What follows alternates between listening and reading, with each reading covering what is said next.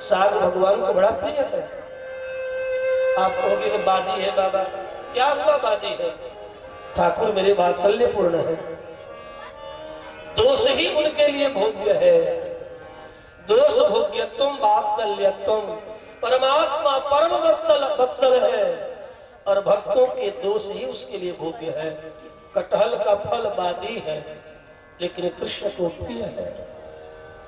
कटहल का पका हो चाहे कच्चा हो, इसलिए कि कृष्ण का सानिध्य पाकर के कटहल रोमांचित हो उठा था।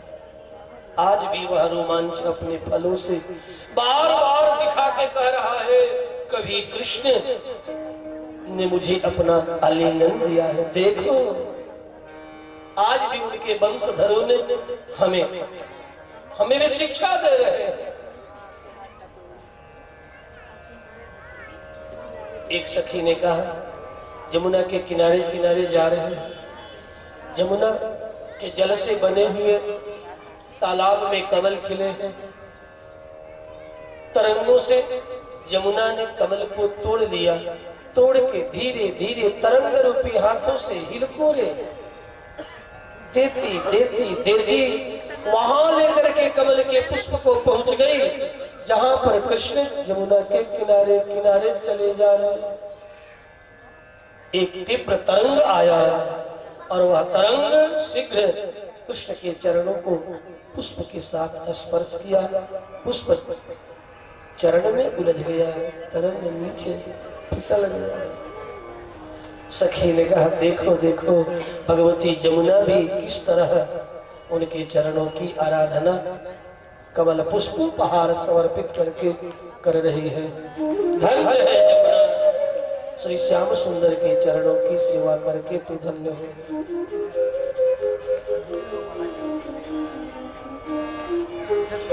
एक सखी ने कहा, नीचे क्या देखती, जरा ऊपर तो देखो। आकाश में विमान पर देवांगनाएं श्याम सुंदर के आगमन सौंदर्य का दर्शन कर रहे हैं और दर्शन करते करते शरीर की सुधि न रहे, अंग वस्त्रों की भी सुधि न रहे। वस्त्र कब किधर खिसक गए सुध नहीं। जरा इन देवांगनाओं को तो देखो। देव्या विमान गतयः स्मरनुन्नसारा प्रंस्यत्वसून कबरा मुमुहु विनिभ्यः। एक ने कहा, जरा गायों को तो देखो सखी। कृष्ण अपने अधरों पर बंसी बजाते, गायें कान खड़ा करके जो चली जा रही है, बार बार मुड़ मुड़ करके कृष्ण दर्शन करते। एक ने कहा, उन बछड़ों को तो जरा देखो, कैसे गायों के थन में मुख लगा के दोनों तरफ दूध का गाज गिर रहा है, मुख बंद है, गायों के कान खड़े हैं, निर्विमेष अपलक गायें निहार रही हैं। ये गाय धन्य है जो कृष्ण के सकल सौंदर्य का दर्शन करके अपनी सुधि खो रही है। एक सखी कहने लगी, अरे जरा देखो, इधर तो देखो। कृष्ण जा रहे हैं, ऊपर पक्षियों का झुंड अपने डैने फैलाए चले जा रहे हैं, छाया करते हुए। सखियों ने कहा, ये धन्य है पक्षी जो कृष्ण के ऊपर अपने पंखों से छाया करते हुए चले जा रहे हैं। प्रायो बताम्ब विहगः मुनयो वनस्मि कृष्णेक्षितं। प्रायो बताम्ब विहगः मुनयो वनस्मि कृष्णेक्षितं तदुदितं कलपेनुगीतम्। आविगये द्रुमभुजां रुचिरप्रवालान् शृण्वन्तमेलितदृशो विगतान्यवाचः। एक सखी ने पुनः दूसरी से कहा, अरे सखी, ये गिरिराज कौन सा पुण्य किए होंगे जिनके चरणों की धूल शिव सनकादि को भी प्राप्त नहीं होती, जिस गिरिराज के ऊपर निरंतर ये अपने चरणों की धूल प्रदान करते रहते हैं, जिनके चरणों की धूल को प्राप्त करने के लिए बड़े बड़े देवता भी तरसते रहते हैं, ये गिरिराज कौन सा पुण्य किए होंगे। एक ने कहा, अरे सखी, क्यों न गिरिराज को उनके चरणों की धूल प्राप्त हो, चरणों का स्पर्श प्राप्त हो। जो गायें इन्हें प्राण से अधिक प्यारी हैं, उन गायों के लिए गिरिराज झरझर करके झरनों से जल बहाते रहते हैं, लंबी लंबी घासों से गायों का स्वागत करते हैं, गुफाओं से छाया प्रदान करते हैं। ऐसे गिरिराज को भला कृष्ण के द्वारा ये मान क्यों न प्राप्त हो। ये परम भागवत है, कृष्ण चरणाश्रित है, कृष्ण को जो प्रिय है उसकी सेवा में निरंतर लगे रहने वाले। मानम तनोति सहगो गणयो ययोर्तन पानीय सूयवसकंदर कंदमूले अंताय मद्रिमबला हरिदास वर्यो यद राम कृष्ण चरण स्पर्श प्रमोदः।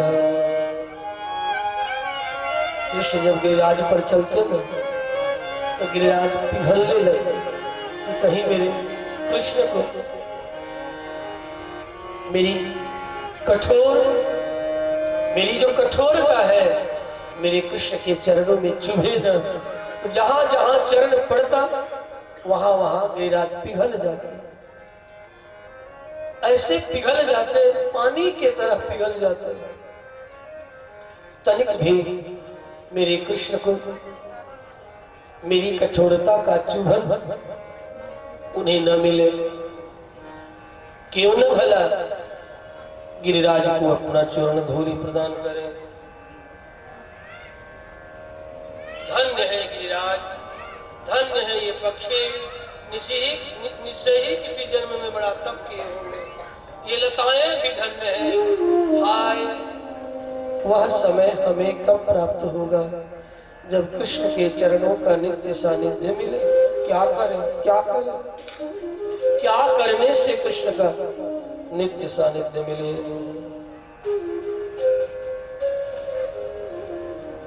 गोपियों ने व्याकुल होकर के आपस में सलाह करने लगे, सखी, अरे ललिता, ओ विशाखा, चंद्रा, कुछ बोलती क्यों नहीं। क्या हम सब करें कि कृष्ण का नित्य सानिध्य मिले। श्याम सुंदर के सौंदर्य का दर्शन करके आंखों की नींद, पेट की भूख पता नहीं कहाँ चली। गोपियों को नींद नहीं आती। 7 वर्ष कि कृष्ण 8वें वर्ष में प्रवेश किए हैं। घटना तब की है।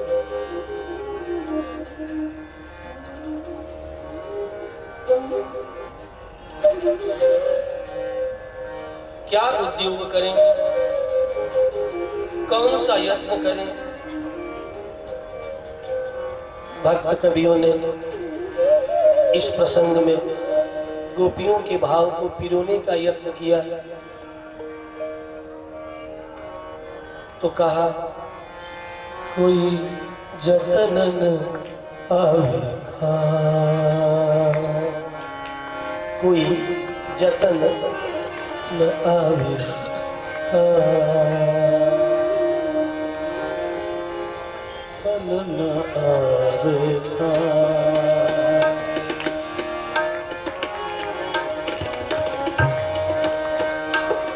कोई जतन न आवे खां, कोई जतन न आवे कब हाल मिलो कब याद मिलोगे साथ, कब याद मिलोगे साथ, कब याद मिलोगे साथ। जीवन की हो गई साथ, कब याद मिलोगे साथ, कब याद मिलोगे साथ। तो जीवन की हो गई साथ, तो जीवन की हो गई साथ, कब याद मिलोगे साथ, कब याद मिलोगे साथ।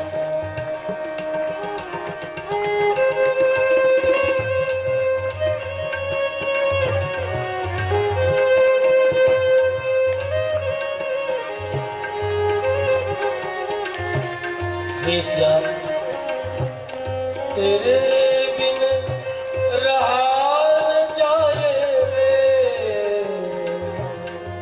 तेरे बिन रहा न जाए रे, विरह अब सहा न जाए रे, आन मिलोगे श्याम, कब याद मिलोगे साथ, कब याद मिलोगे साथ, कब याद मिलोगे साथ। श्याम कब मिलोगे, इस भावना से आकुल व्याकुल गोपियों ने व्रत करने को ठाना। हेमंते प्रथमे मासी नंद ब्रज कुमारी का चेदुर हविष्य भुंजाना, कात्यायनी अर्चन व्रतम।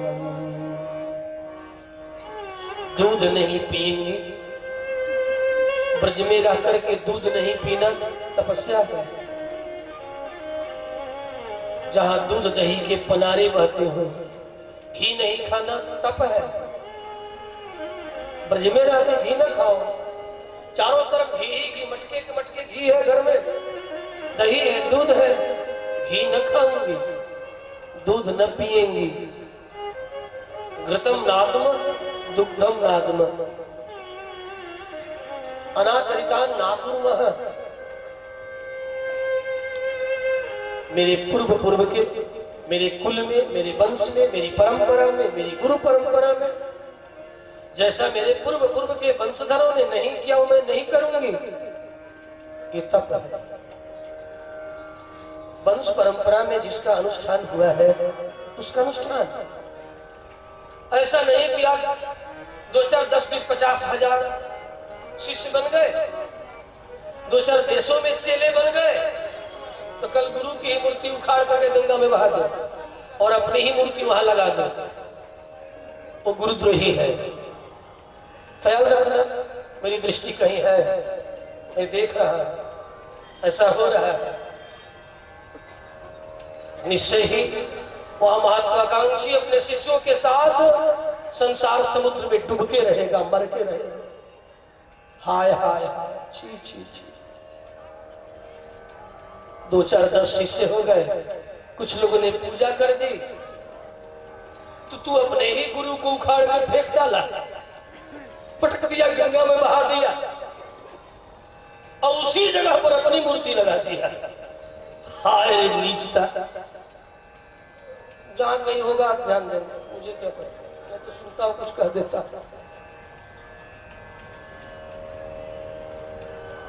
इस प्रकार की घटना सनातन वैदिक परंपरा में श्री ब्रह्म, रुद्र और सनक, जिन्होंने वेद को अपना मूल स्वीकार किया है, कभी नहीं करते हैं। ख्याल रखना, जिन लोगों ने वेद का अपलाप किया और वेद की जगह पर कोई और ही वेद की स्थापना करने का यत्न किया है, वे लोग ऐसा करेंगे करेंगे करेंगे, वही करते हैं, दूसरा नहीं कर सकते। जो अपने गुरु परंपरा का अपलाप करते हैं। सबके गुरु परंपरा में आदि गुरु भगवान नारायण है, जो स्वतः स्वयं हो गुरु बन बैठा। सोच लेना, अपने तो डूबेगा ही, हमें भी डुबोएगा। भले तुम्हें आपाततः कितना भी अच्छा लगे, कितना भी वह सुंदर हो, कितना भी तुम्हें अच्छा लगे, वो डूबा है, तुम्हें भी डुबाएगा। हमसे पूछो, मेरे आदि गुरु का नाम है नारायण। मैं आज से लेकर के वहां तक परंपरा को स्वीकार करने वाले श्री संप्रदाय का आचार्य पीठ पर बैठा हुआ आचार्य हूं। कालीन पुत्र के तरह नहीं, हमारी परंपरा है, हम श्री संप्रदाय के आचार्य हैं। इस बात पर मुझे गर्व है। मेरी अनादि निधन संप्रदाय परंपरा है। जब से सृष्टि हुई है तब से लेके आज तक हमारे गुरुओं का नाम है। सतयुग से लेकर के त्रेता तक कौन कौन हुए, सभी गुरुओं का स्मरण। और जो स्वतः अपनी गुरु परंपरा को भूल जाए, जिस भगवान का श्वास वेद है, उसी वेद को कबाड़ा में फेंक दे। अस्तु प्रणाम। मेरा कार्य केवल निर्देश कर देना, आपको दृष्टि दे देना, और कुछ अनादि निधन जिस संप्रदाय, जो अनादि निधन संप्रदाय, जो परंपरा है, वही आपको मूल तक पहुंचा सकता है, अन्यथा आप इधर ही उलझ जाएंगे। किसी भी भाव भूमिका में हो, परंपरा को मूल तक यदि नहीं ले जाने वाले आपकी गुरु परंपरा में सिखाया जाता, तो आप सावधान रहना। पातंजलि योग सूत्र पढ़ो, देखो लिखा है स्पष्ट, सा सर्वेषामपि गुरु। सा अर्थात वह कौन? परमात्मा नारायण। सर्वेषामपि गुरु, सबका गुरु है। कालेन अवच्छेदात्, जो सर्वकाल सर्वावस्था सर्वदेश में निवास करने वाला है, वही सबका गुरु है। और उसी की अभिव्यक्ति यदि उसे हम नकार दें, तो भारतीय प्रजा को मेरा निवेदन है, किसी भी गुरु परंपरा में पूछना, आपके मूल गुरु का नाम क्या है। यदि नारायण का नाम नहीं आया तो सोच लेना वह सनातन धर्म का विरोधी, हिंदुत्व का विरोधी, पता नहीं आगे चल के क्या करेगा ठाकुर जाने। श्री बाल कृष्ण भगवान की। अनाचरिता ना कुरुमः, अनाचरित चरित्र मैं नहीं करूंगी। निवेदन, ये नियम बनाया। दूध नहीं खाना, घी नहीं, इस तरह सबने बना लिया नियम। विहित भोग का त्याग तप है। विहित माने विधान किया गया। जल पीना पाप नहीं है, लेकिन एकादशी के दिन यदि आप निर्जल करते हैं तो तप है। जल पीना पाप नहीं है, एकादशी के दिन यदि निर्जल कर गए तो तप हो गया। अच्छा चलो, जल छोड़ के नहीं कर पाएंगे, दूध फल खाना पुण्य है, एकादशी के दिन यह भी हम नहीं खाएंगे, जल पी के रहेंगे तो तप हो गया। तो विहित भोग संकोचम तपः, शास्त्र विहित भोग का त्याग करना तप है, व्रत है। तो गोपियों ने नियम बनाया, और क्या करेंगे? देवी भगवती कात्यायनी की आराधना करेंगे, बालों की मूर्ति बनाएंगे, आसपास परिवेश में जो कुछ मिल जाए, जल फल ध्रुवांकुर, उसी के द्वारा उनकी आराधना करेंगे। हेमंते प्रथमे मासी नंद ब्रज कुमारी का। 30 दिनों तक व्रत करेंगे, प्रातः काल जगेंगे, ब्रह्म मुहूर्त में जगेंगे। जो पहले जगे दूसरी गोपी को जगावे, जो सबसे पहले जगती दूसरी गोपी को जगाने जाती। ललिता, विशाखा, चंद्रा, चंद्रावली, चंद्रभागा गोपियों के झुंड कंधे पर हाथ रख करके श्री कृष्ण के आगमन चरित्र का गान करते और जमुना के जल, जमुना के किनारे वस्त्रों को किनारे रख देते, जमुना में स्नान करते, वस्त्र धारण करते। फिर कात्यायनी की मूर्ति बना करके बालू की और जल फल द्रवांकुर धूप दीप नैवेद्य के द्वारा उनकी आराधना करती गोपियां। और आराधना करने के बाद प्रार्थना करते, हे देवी कात्यायनी, कात्यायनी महामाये महाजोगिन्यधीश्वरी नंद गोप सुतम देवी पतिम मे कुरुते नमः। नंद गोप सुत नंद नंदन हमें स्वामी के रूप में प्राप्त हो, हे देवी कात्यायनी ऐसी आप कृपा करो। हे महामाये, हे महायोगिनी। इति मंत्रं जपस्तस्याः पूजां चक्रुः कुमारिका कात्यायनी महामाये महायोगिन्यधीश्वरी।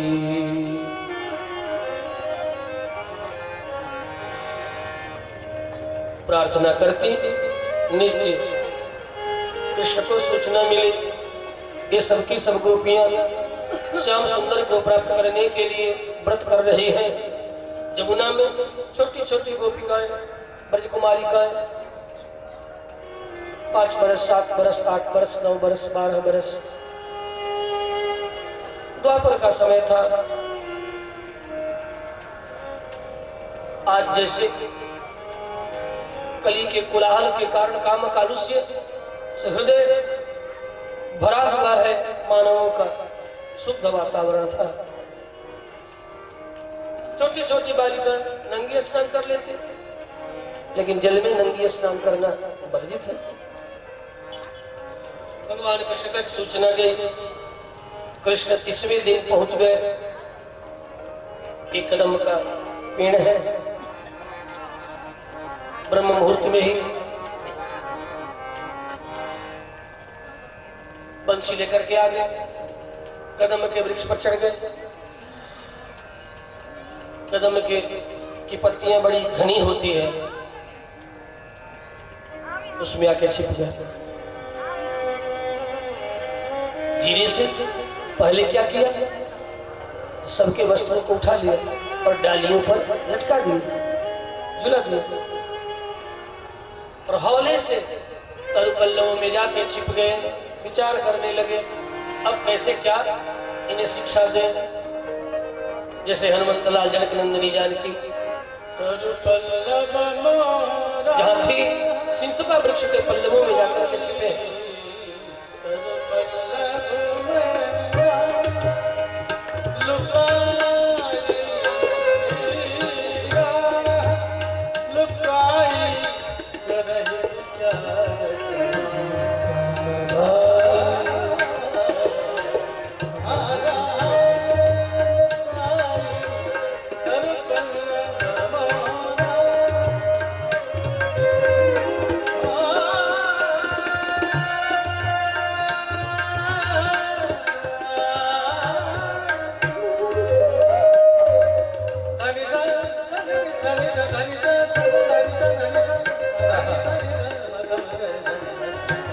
पल्लवों में छिपे हैं, क्या करें, कैसे प्रकट हो।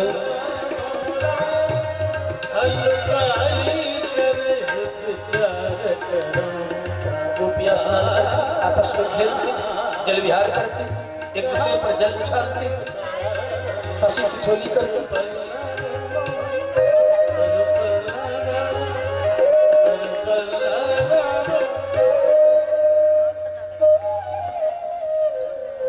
कृष्ण अचानक पल्लवों को हटा के और गोपियों के सामने अपने मुख चंद्र को दिखाया। ललिता की दृष्टि पड़ी, अरे ये तो श्याम सुंदर। श्याम सुंदर की मुस्कुराती हुई छवि को देख करके ललिता का हृदय ऐंठने लगा। सिर झुकाया, आंखें बंद हुई, अन्य गोपियों को इशारा किया, श्याम सुंदर। अरे ये तो वस्त्र हम लोगों के डालियों पर झूल रहे हैं, अब भला क्या करें? पहले तो कृष्ण को सबने देखा, देख करके आनंद में भर गए, लेकिन जब वस्त्रों को डालियों पर झूलते हुए देखा, कुछ देर बाद ये भाव उनके हृदय में आया। तो कहने लगे, श्याम सुंदर हम लोगों के वस्त्र आप दे दो। कृष्ण ने कहा ठीक है, आओ लेकर के जाओ। नहीं, हम लोगों के वस्त्र आप नीचे दे दो, दे करके चले जाओ। कृष्ण ने कहा देखो मैं कभी झूठ नहीं बोलता, एक एक करके आओ या सभी एक बार ही समूह में चली आओ, वस्त्रों को ले लो।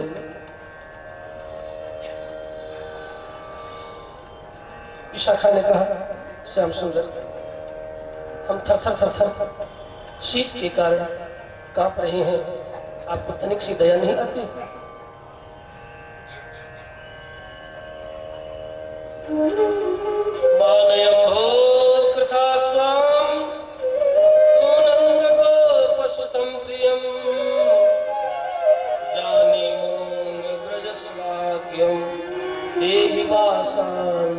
पिता ब्रज में आपकी बड़ी कीर्ति है, इस तरह यदि आप करेंगे तो आपकी कीर्ति की बड़ी हानि होगी। आप हम लोगों के वस्त्र को दे दीजिए, मान जाइए, हम सब आपकी कहा करेंगे जो आप कहो, लेकिन वस्त्र को दे दें। और हाँ, तब तक एक बोल बैठे, प्रणय कोप में भर के कहने लगे,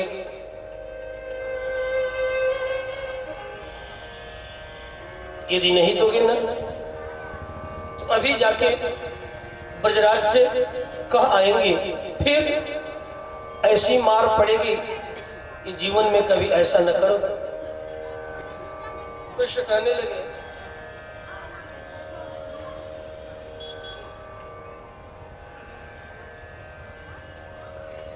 यदि तुम सबकी सब मेरी कहा करोगी तो मैं कह रहा हूं आओ एक एक करके अथवा समूह में और अपने वस्त्रों को ले जाओ। भवत्यो यदि मे दास्यहमयुक्तं वा करिष्यथा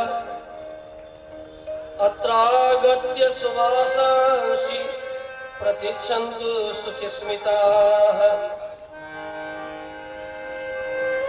क्या करते विवश थे, अंत में अपने एक हाथ से कमर को छिपाया, एक हाथ से छाती को छिपाया, सिर को झुकाया, कदम्ब के वृक्ष के नीचे चली आई।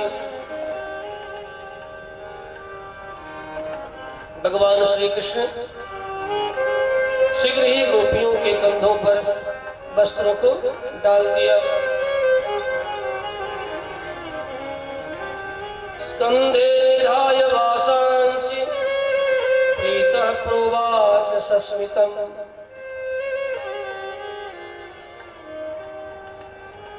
प्रथम श्रोता को लगता है कृष्ण ने ये जो किया अच्छा नहीं किया,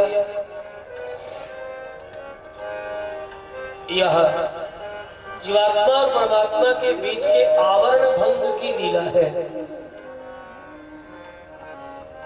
माया रूप पर्दा जो पड़ा हुआ है जीवात्मा परमात्मा के बीच में, उस पर्दा को समाप्त करने की लीला है, अथवा कृष्ण ने कहा, आप लोगों ने वरुण देवता का अपचार किया है, अपराध किया है। वरुण देवता निवास करते हैं जल में। जल में स्नान करते समय पवित्र नदियों में निर्वस्त्र स्नान नहीं करना चाहिए। गोपियों, सचैल स्नान करने का महात्म्य अधिक है, सवस्त्र स्नान करने का महात्म्य ज्यादा है। आप सब निर्वस्त्र स्नान कर रही थी, इसलिए शिक्षित करने के लिए आ गया। आप लोगों ने वरुण देवता का अपराध किया है, इसलिए हाथ जोड़ करके क्षमा याचना करो। आप सबके व्रत की ये त्रुटि है। गोपियों ने हाथ जोड़ करके वरुण देवता से प्रार्थना की, हे वरुण देवता, व्रत करते अज्ञानता के कारण यदि हम सबसे भूल हो गई तो आप क्षमा करेंगे।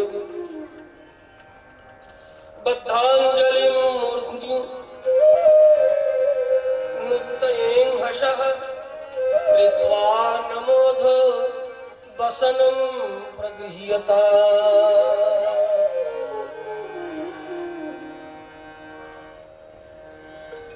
हाथों पर कुछ आवरण रह गया था। कृष्ण ने कहा, हाथ जोड़ करके वरुण देवता से क्षमा याचना करो।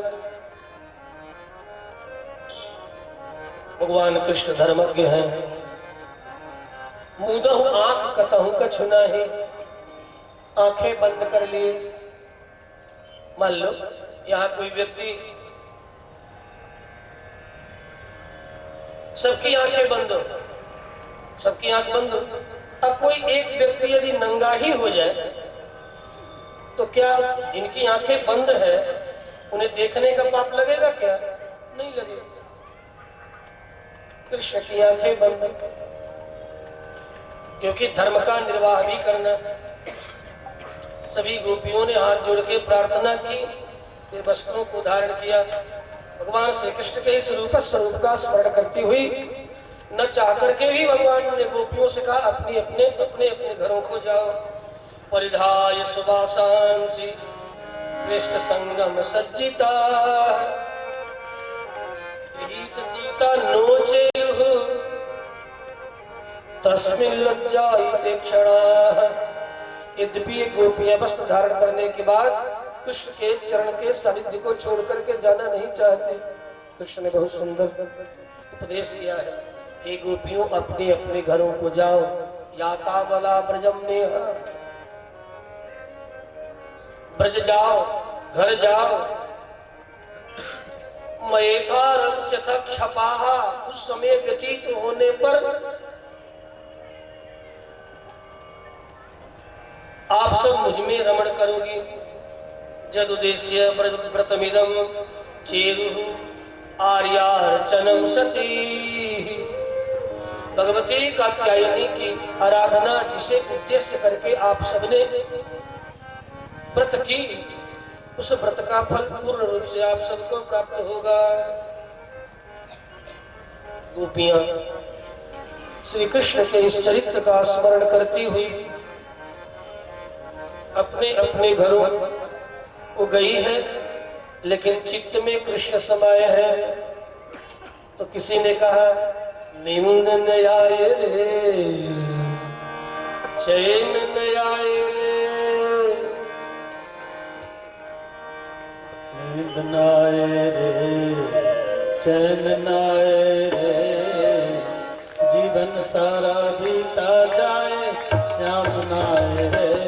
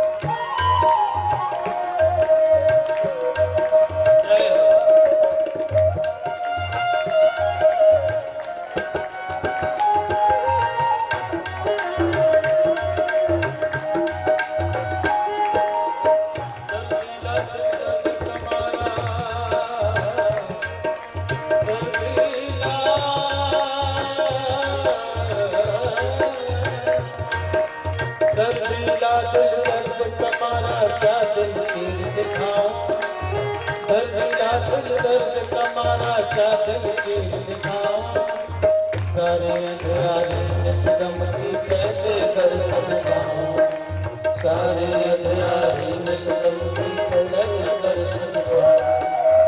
टूटे दिल का कोई उनको, टूटे दिल का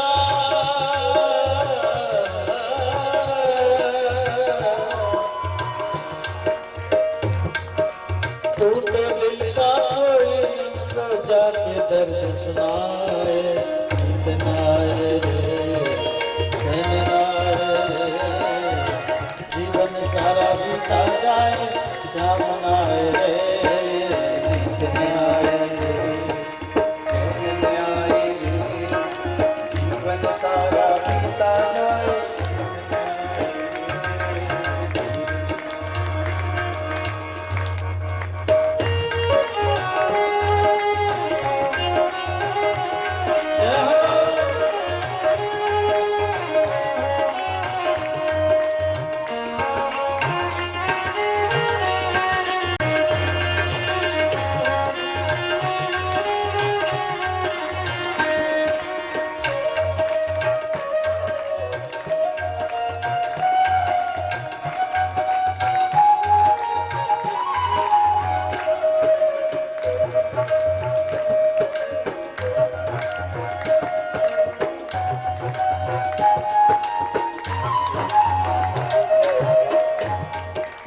ढूंढ कर हार गया मैं, हार गया मैं, हार गया, हार गया।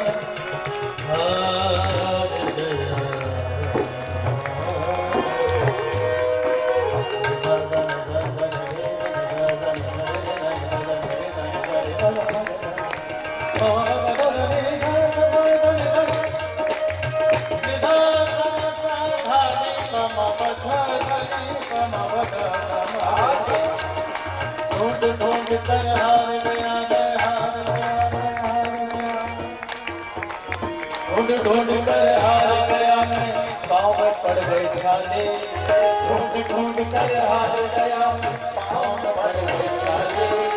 मुझ जैसे पागल को आकर अब तो गले लगा ले, मुझ जैसे पागल को आकर अब तो गले लगा ले। दर्द को क्या जाने, तुमसे है करार, तुमसे है जिंदगी की हर बहार, तुमसे है। यूं तो मिलते हैं दुनिया में बहुत लोग, मुझे तो श्याम प्यार तुमसे है। प्यार है दर्द को क्या जाने ये दुनिया, दर्द को क्या जाने ये दुनिया, कोई समझ नहीं पाए, नींद न आए रे, चैन न आए रे, जीवन सारा बीता जाए श्याम न आए रे, नींद न आए रे, चैन न आए रे, जीवन सारा बीता जाए शाम न आए रे। नींद न आए रे, चैन न आए रे, जीवन सारा बीता जाए श्याम न आए रे, नींद न आए रे, नींद न आए रे, जीवन सारा बीता जाए श्याम न आए रे।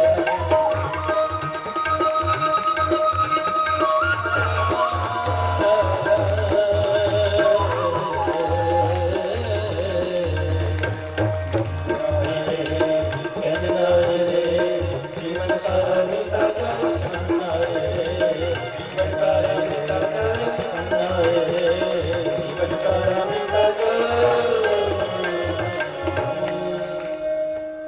श्याम सुंदर भगवान की, गोपियों की हृदय की कामना, श्री कृष्ण के भी हृदय में गोपियों के साथ रास करने की इच्छा जगा दी। आश्विन का महीना, पूर्णिमा तिथि, चांदनी छिटक रही है, जमुना के पुले सुंदर बालुका चांदी की तरह चमक रही है, शीतल मंद सुगंध वायु प्रवाहित हो रही है। लताओं के कुंज बने हुए हैं जगह जगह, लताएं भी खिली हैं, पुष्प खिले हैं, भ्रमर गुंजार कर रहे हैं। इस दिव्य वातावरण को देख करके भगवान श्री कृष्ण के मन में गोपियों के प्रेम के कारण रमण करने की इच्छा जग गई। भगवान पिता रात्रि ही शरदोत्फुल्ल मल्लिका वीक्षरन्तुम मनश्चक्रे योग माया उपाश्रितः। कन्हई ने सोचा योग माया को बुलाना होगा, क्योंकि ये जीव अयोग माया के कारण हमसे दूर बना रहता है। कृष्ण की दो माया परा अपरा, इसी को योग और अयोग माया कहते हैं। योग माया जीवात्मा को परमात्मा से जोड़ती है और अयोग माया जीवात्मा को परमात्मा से दूर कर देती है। उसी का परिणाम हम बार बार जन्म और मृत्यु के चक्र में आज तक पढ़ते चले जा रहे हैं। क्या आप चाहते हैं कि जन्म और मृत्यु के चक्र से सदा सदा के लिए हम मुक्त हो जाएं? तो हमें योग माया का आश्रय लेना होगा। योग माया जोड़ती है। योग का अर्थ ये जोड़ना, माया जोड़ने वाली माया। भगवान कृष्ण ने योग माया को बुलाया। क्या देखा? भगवान है, जीव नहीं है ये। भगवान न भी, भगवान होते हुए भी कुछ कानून है, कायदे है। इस कायदे और कानून का पालन भगवान को भी करना पड़ता है।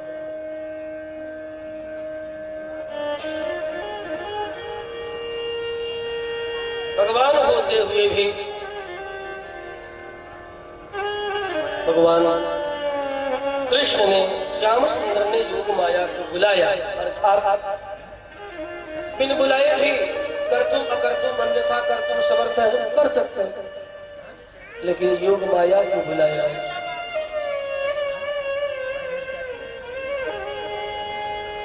इस दिव्य वातावरण में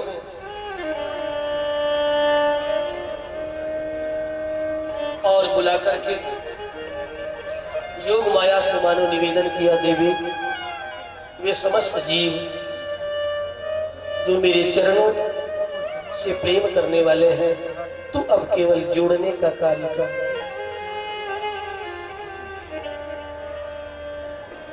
भगवती बंसी से भी निवेदन किया। अभी बंसी भगवान रुद्र बंसी है, लेकिन बंसावतार में बंसी बने हैं, रुद्री बने हैं। इसलिए इनसे भी कृष्ण का निवेदन है,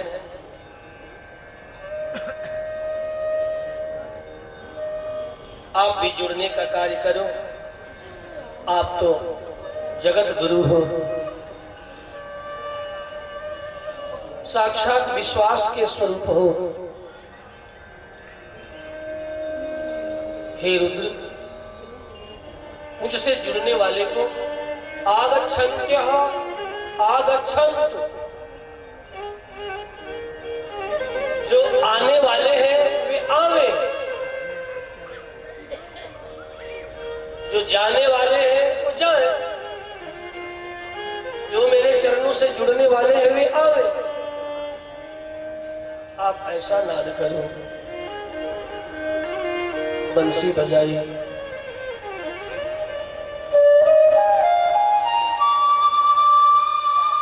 बंसी की तान केवल भूलोक तक ही नहीं,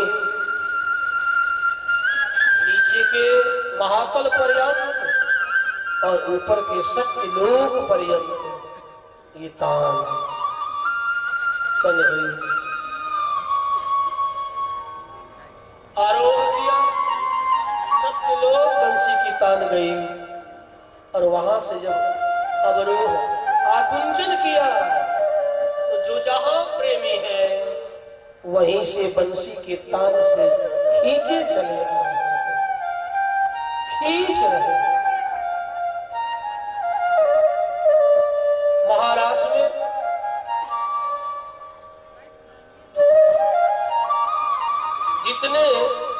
शामिल हुए हैं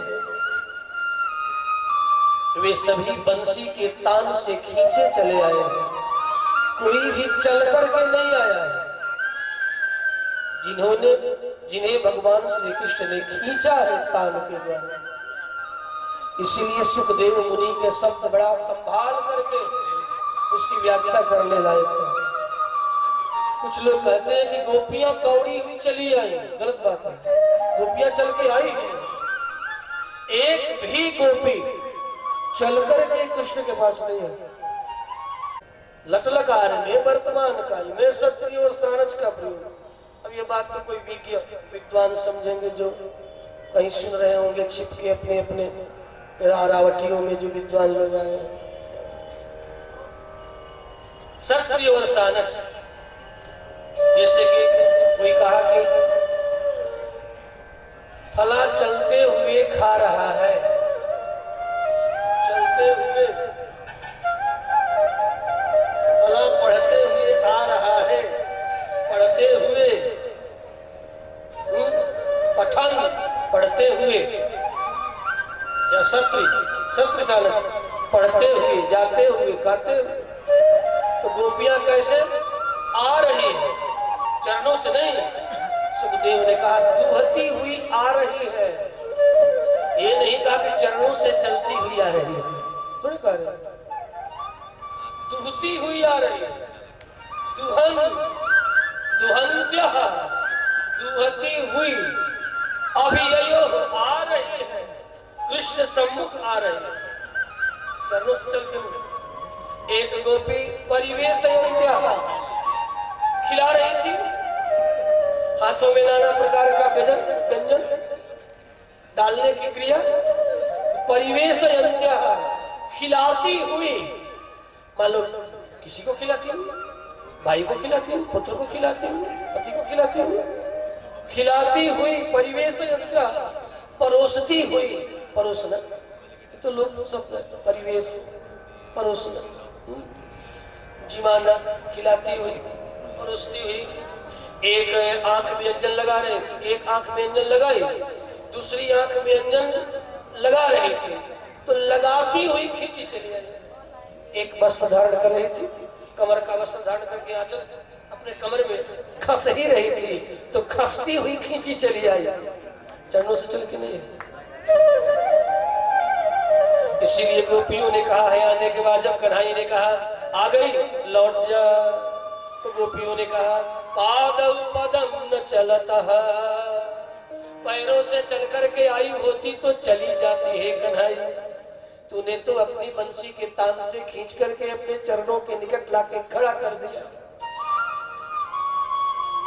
अच्छा ठीक है, तू कहते हो भले हम खींची चली आई, चरणों से चल करके चली जाती, लेकिन मन तो तेरे चरणों में उलझा पड़ा है। मन जब तुम्हारे चरणों में पड़ा है तो भला तन जाकर के भी करेगा भी तो क्या करेगा। एक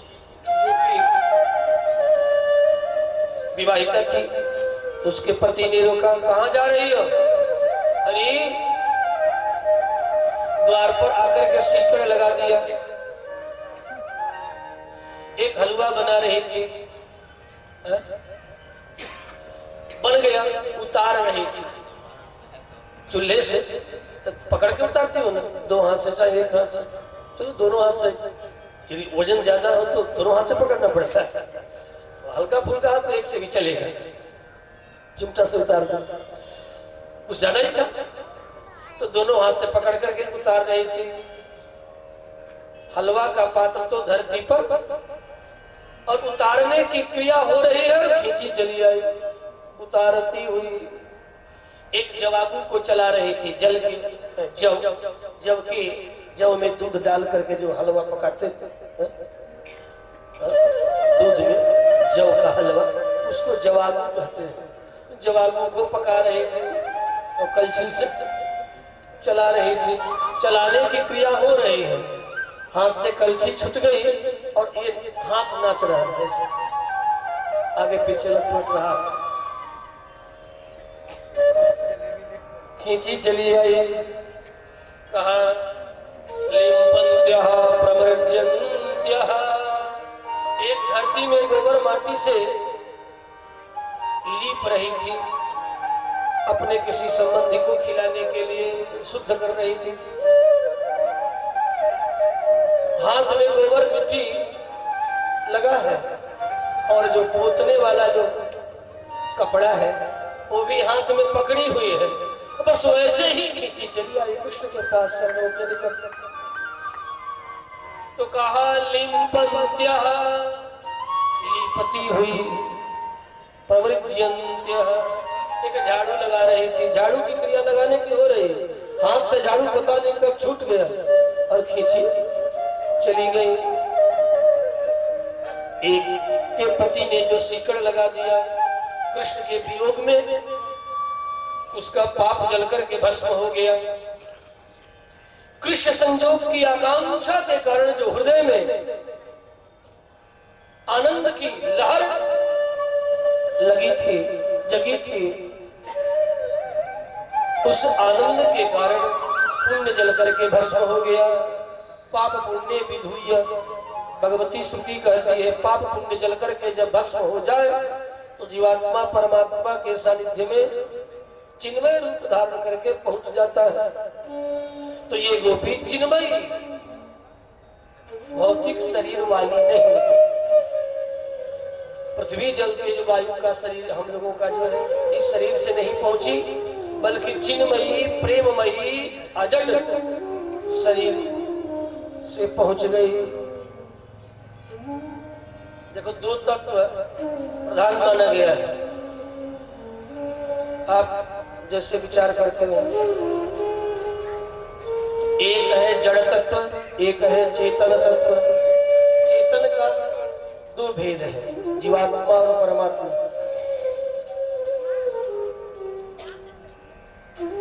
और अचेतन तत्व प्रकृति का है। जड़ा जड़ भेदात द्विविधम तत्वम, जड़ और अजड़ भेद से दो प्रकार का तत्व है।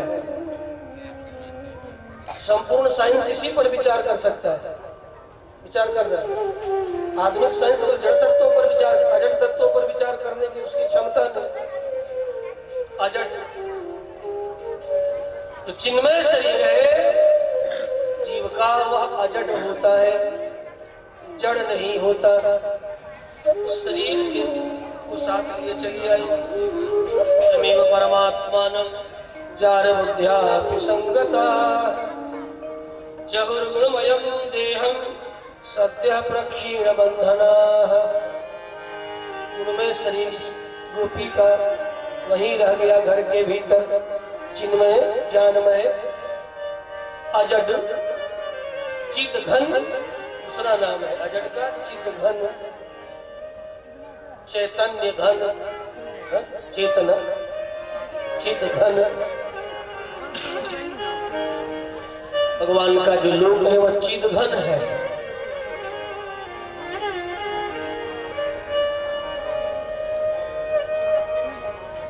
अनादि है, अनंत है। जैसे हम जीव का स्वरूप अनादि और अनंत है, उसी तरह उस परमात्मा के दिव्य लोक का भी जो तत्व है अनादि अनंत और चित घन है। आत्मा भी चित है, वह चित घन है। ऐसे विचार करो, कोई चेतना, चेतना घनीभूत हो जाए, चेतना के घनीभूत चित घनीभूत होते जो द्रव्य प्रत्यक्ष होगा उसी को चित घन कहते। कल्पना करो, क्योंकि हम कल्पना की आंखों से ही बता पाएंगे, नहीं तो वहां चलेंगे तो बताएंगे आप भी चलिएगा हम भी चलेंगे। चित घन, जिससे चेतन तत्व जीवात्मा, जिससे जीवात्मा का जो तत्व है वही मानो घनीभूत हो जाए, ठोस हो जाए, उसको कहते हैं चित घन। उसी से परमात्मा का अनादि नित्य लोक बना है, वह ज्ञानमय है। उसका गुण क्या है? ज्ञान, ज्ञान गुण है। ज्ञान जिसमें रहे उसे चित्त कहते हैं, उसी को जीव कहते हैं। इसलिए ज्ञानाधिकरण आत्मा, आत्मा ज्ञान का आधार है, द्रव्य है। खपुष्प की तरह आत्मा नहीं है ही नहीं।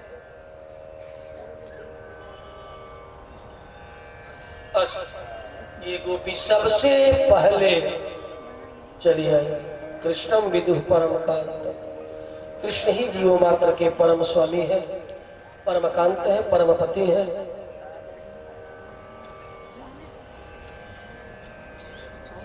हम सब जीव के स्वामी परमात्मा ही पति है, जीव स्त्री है। विश्वक्सेन संहिता जीवात्मा कन्या का प्रोक्ता, जीवात्मा को कन्या कहा गया। पुरुष जो अपने को पुरुष मानते हैं ब्रह्म है, जीव पुरुष नहीं है, परमात्मा ही पुरुष है। जीवात्मा कन्या है, मंत्र माँ है, पिता गुरु है, परमात्मा पति है। और ब्रह्म संबंध है जीवात्मा का परमात्मा के साथ। इस संबंध को बताने वाला ब्रह्म वेद है।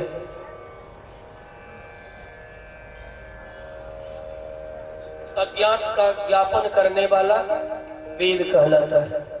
ज्ञात का ज्ञापन वेद नहीं करता। जो आप प्रत्यक्ष अनुमान से जान सकते हैं वेद उसे नहीं बताते। जो प्रत्यक्ष अनुमान उपमान इत्यादि से नहीं जान सकते उसी के संबंध में वेद कहता है। ज्ञात का ज्ञापन वेद का काम नहीं है। ये सब इतिहास पुराण आदि का कार्य है। वेद का कार्य अज्ञात का ज्ञापन। किसी भी ज्ञान कर्म इंद्रियों के द्वारा जिसे आप नहीं समझ सकते उसी के संदर्भ में शब्द प्रमाण है, वेदम प्रमाण है। लाख यत्न करके दुनिया का कोई यंत्र तंत्र बना ले नहीं जाना जा सकता। उसके संदर्भ में वेद कहता है ये ऐसा है। अज्ञात ज्ञापयति यः सः वेदम।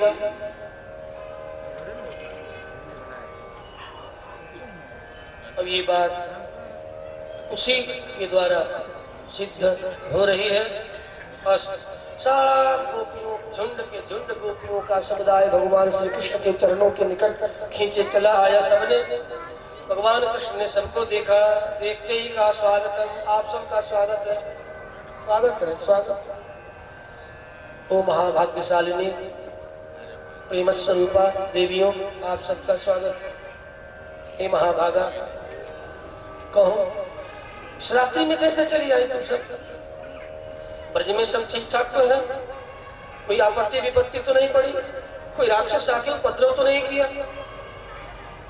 कोई ऐसी महामारी तो नहीं फैल गई? ये सब भागती भागती इधर आ रही है, क्या बात? ब्रजस्य नामयम, आप सबका स्वागत है। ठीक है, जैसे मैं ब्रज शोभा देखने के लिए चला आया वैसे लगता है आप सब भी दौड़ती हुई चली आई। अपने अपने घरों को लौट जाओ, बहुत देर यहाँ मत रहो, माता पिता भाई बंधु ढूंढ रहे होंगे। जाकर के अपने सगे